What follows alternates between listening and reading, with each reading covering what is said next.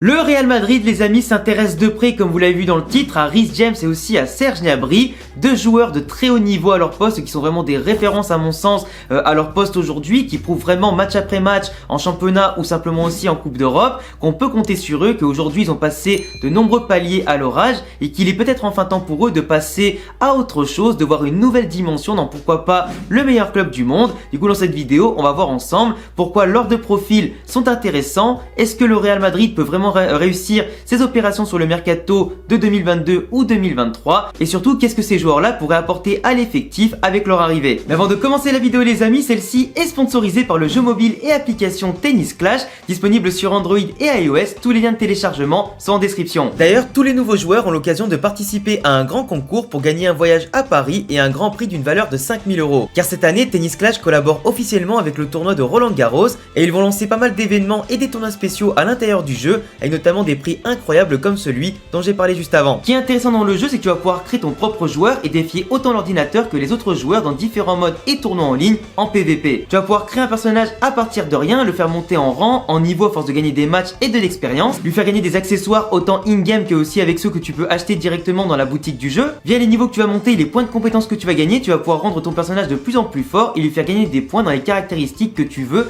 pour le faire progresser et surtout développer un style de jeu qui soit propre à ta façon de jouer et qui sera totalement unique. Et la liberté que t'offre en tout cas le jeu pour créer le personnage de tes rêves et surtout le profil de tes rêves en termes de jeu, si tu préfères jouer en revers, en coup droit, en smash, en service, en endurance, en vitesse, etc. Tout est possible avec Tennis Clash. Allez, par exemple, là j'ai joué un match là, donc là hop, voilà, je tire, coup droit, j'ai marqué mon point. Donc là je fais mon service, voilà, donc là il est bon.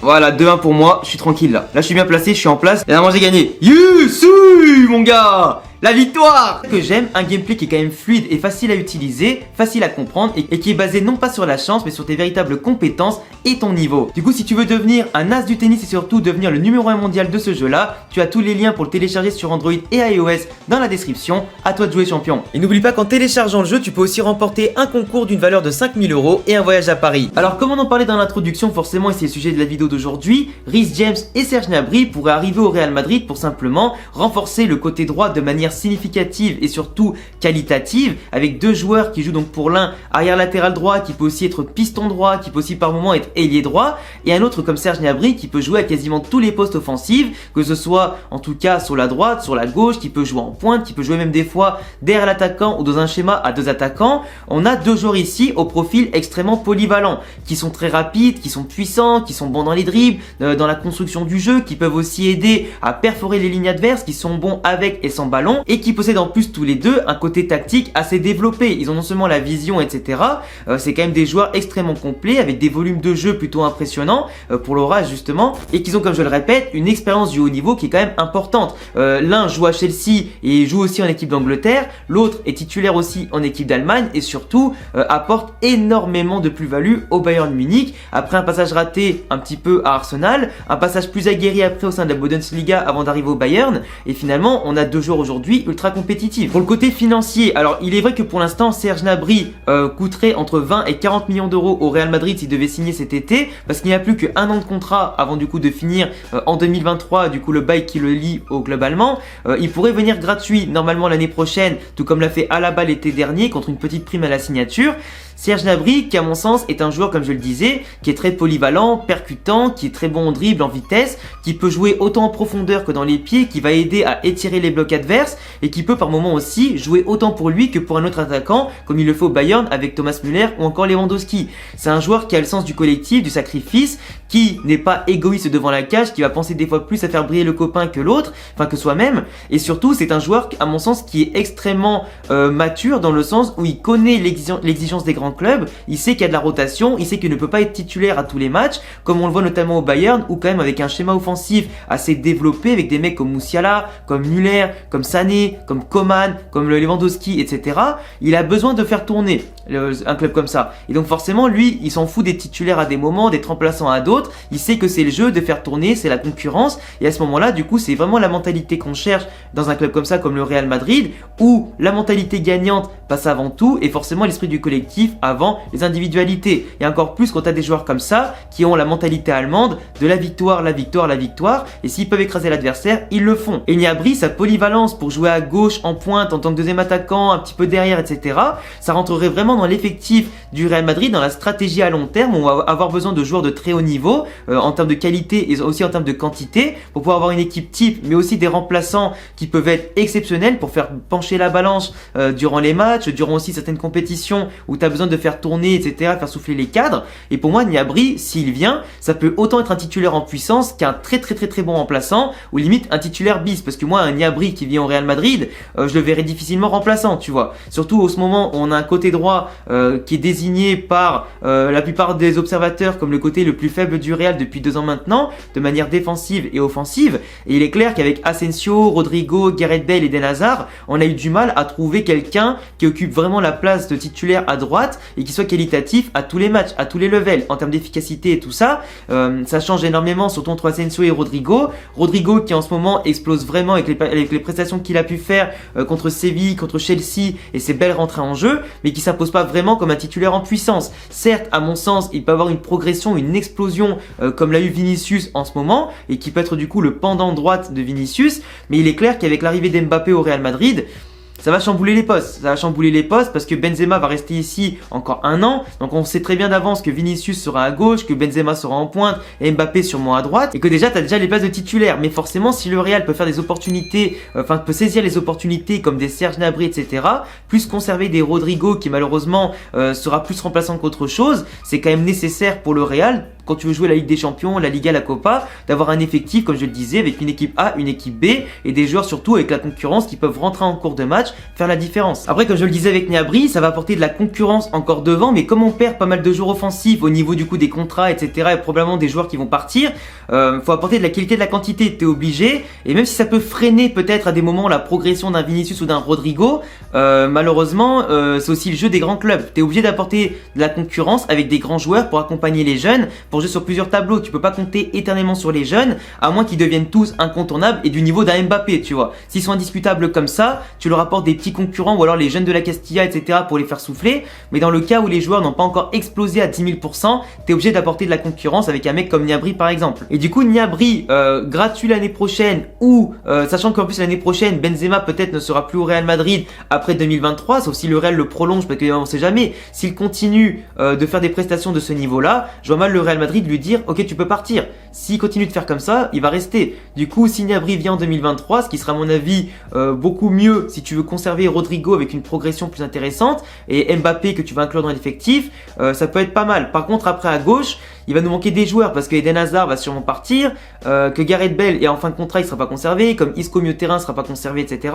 Du coup, au bout d'un moment, faut aussi penser de manière quantitative aussi. La qualité est déjà présente, mais si tu peux en apporter plus en quantité, faut pas se faire chier non plus. On sait que Gnabry, comme j'ai expliqué, la concurrence ou pas, lui, il s'en fout un peu. Ce qui compte, c'est bien sûr qu'il joue comme n'importe qui, mais il sait que dans un grand club, il faudra gagner sa place à tous les matchs. Et Vinicius, aujourd'hui, il est indiscutable, mais peut-être que l'an prochain, il ne le sera pas. Peut-être que Mbappé va prendre la place à gauche, peut-être que du coup à droite ce sera Gnabry ou un Rodrigo ou un Asensio, on sait pas, tu vois, si Vinicius à droite est moins performant qu'à gauche, ça peut jouer, on sait pas ce que Ancelotti ou le prochain coach fera, s'il voudra chambouler la tactique et les joueurs, certains vont peut-être plus progresser que d'autres vont peut-être régresser, c'est aussi ça la régularité des joueurs et leur irrégularité, c'est beaucoup de facteurs à prendre en compte et qu'il faut déjà commencer à compenser avec des recrues de qualité. Recrues de qualité qui soient polyvalentes pour jouer à différents postes et ça à ce moment-là tu auras un effectif qui sera bien garni, étoffé et qui pourra satisfaire toutes les exigences du haut level et forcément jouer sur plusieurs tableaux et également aussi être imprévisible. Pour moi Gnabry, honnêtement l'opération se fera, allez, il y a peut-être 7 chances sur 10 que ça peut se faire, surtout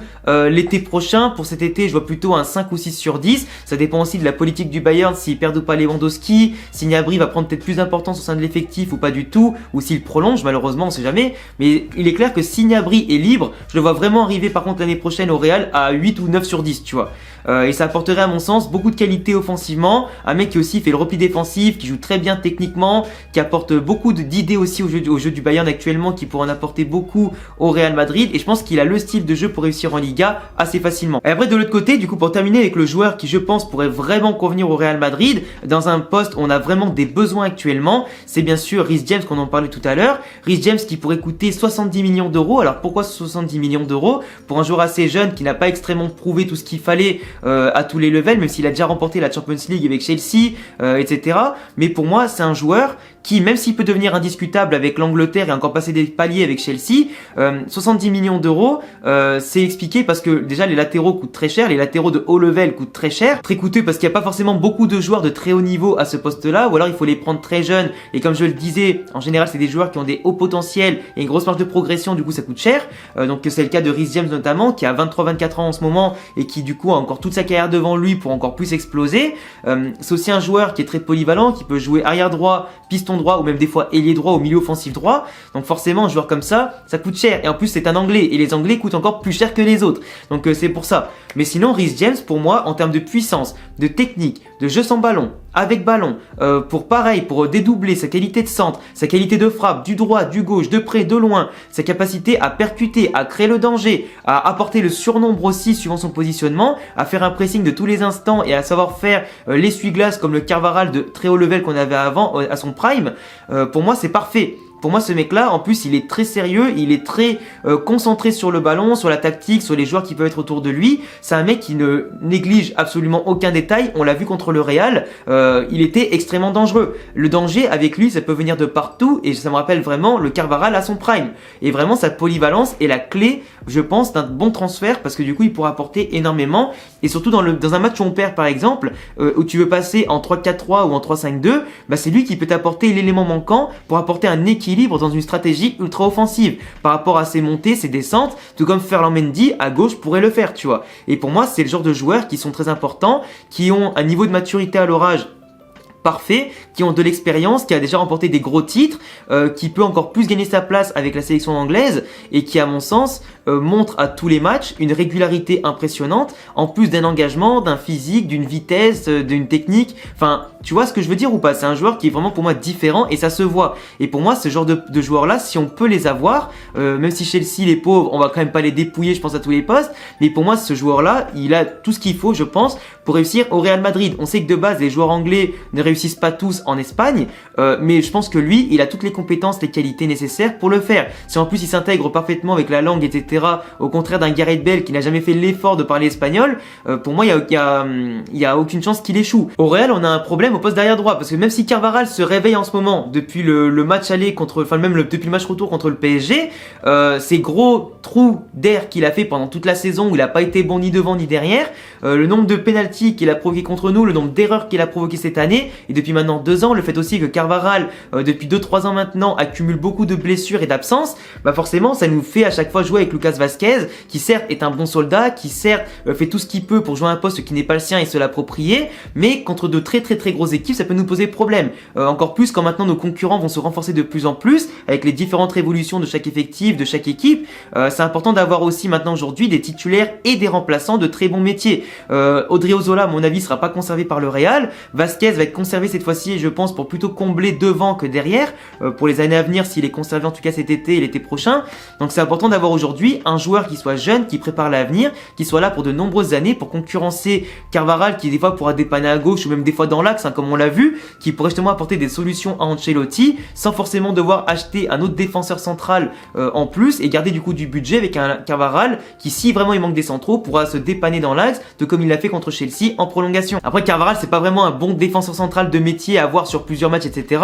Parce que bon, il est un peu petit, il manque un petit peu de grinta encore à mon sens pour jouer dans l'axe. C'est pas non plus un Sergio Ramos, même si ça peut s'apprendre et ça peut vraiment être pourquoi pas une révolution intéressante pour lui. Mais à mon sens aujourd'hui, il manque d'impact devant pour être titulaire encore de nombreuses années au Real Madrid. Alors que de la bonne concurrence, ça lui fera que du bien, parce que je trouve que depuis qu'il n'y a pas forcément de concurrence depuis des années, il s'est un peu relâché. Donc avoir un mec comme Reece James qui va se battre à tous les matchs pour être titulaire et qui peut prendre sa place en tout cas de manière légitime, ça pourra faire que du bien. Donc pour moi par contre Reece James, je pense clairement que l'opération se situe aujourd'hui autour de 3 sur 10 parce que Chelsea ne va pas le lâcher même pour 70 millions d'euros, à moins bien entendu qu'ils ne trouvent pas de repreneur et que les règles qu'ils subissent avec Abramovich notamment qui ne peut pas garder Chelsea, qui est obligé de le vendre, etc. et que le conflit Ukraine-Russie, il y a moyen que peut-être suivant la crise sociale et financière qui peut attaquer Chelsea, il soit obligé de vendre. Et donc forcément, si on peut récupérer un mec aussi fort, même 70 millions d'euros, on peut le faire. On va faire beaucoup de place en termes de salaire, beaucoup de place avec des ventes cet été, donc forcément il y a les moyens. Et honnêtement, un joueur comme ça, faut pas s'en priver. Du coup, 3 sur 10 pour Reece James, environ 5 sur 10 pour Gnabry pour cet été. Gnabry, à mon sens, l'été prochain, quand il sera gratuit, s'il prolonge pas, ce sera 7 ou 8 sur 10 qui viendra au Real Madrid. Reece James, pour moi, c'est 3, et après avoir bien entendu ce qui se peut passer avec Chelsea. Mais si Chelsea doit vendre, à mon sens, ça passera de 3 à 6 sur 10 minimum. En tout cas, voilà les gars, c'est tout pour cette vidéo. J'espère en tout cas qu'elle vous a plu pour parler un petit peu des prochaines rumeurs mercato qui entourent le Real Madrid, du moins celles qui sont actuellement. N'hésitez pas à vous abonner si vous aimez le Real Madrid, si vous aimez mes vidéos. N'hésitez pas aussi à commenter avec vos avis sur Reece James et sur notamment Serge Gnabry, ce que vous en pensez, est-ce qu'à votre avis, ça peut être de bons joueurs qui peuvent signer au Real Madrid, ils peuvent apporter des bonnes choses ou pas du tout. Suivez-moi sur mes réseaux qui s'affichent ici et en description. Et à bientôt les amis pour prochaine vidéo. Ciao!